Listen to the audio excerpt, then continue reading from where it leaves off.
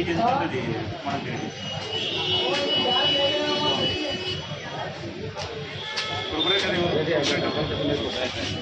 ఇదేనా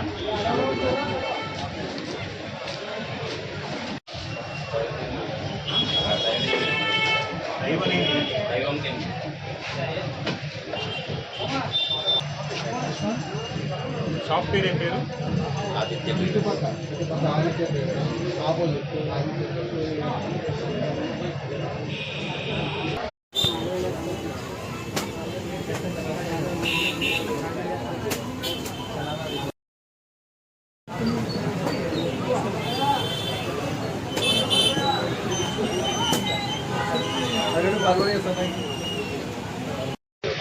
ఈరోజు ఎమ్మెనూరు టౌన్ నందు గల సీడ్స్ ఫర్టిలైజర్ షాప్ని తనిఖీ చేయడం జరిగింది.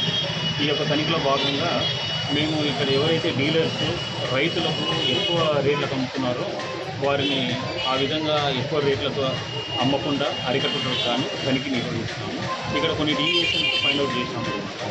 వాళ్ళు ఒక సీడ్ విత్తనానికి సంబంధించినటువంటి ప్యాకెట్స్ 800 ఉంటే రైతులకు 1200, 1300 ఆ విధంగా అధిక ధరలకు అమ్ముతున్నారు. కాబట్టి ఈ విధమైనటువంటి చర్య తప్పు. కాబట్టి మేము మా పై అధికారులకు ఈ విషయాన్ని తెలియజేసి తదుపరి చర్య నుంచి వాళ్ళకి ఇన్ఫర్మేషన్ ఇచ్చినాము. 60 యాక్ట్ కింద దీన్ని కేసు మేము ఫైల్ చేసి తదుపరి చర్యలు మేము తీసుకుంటాం.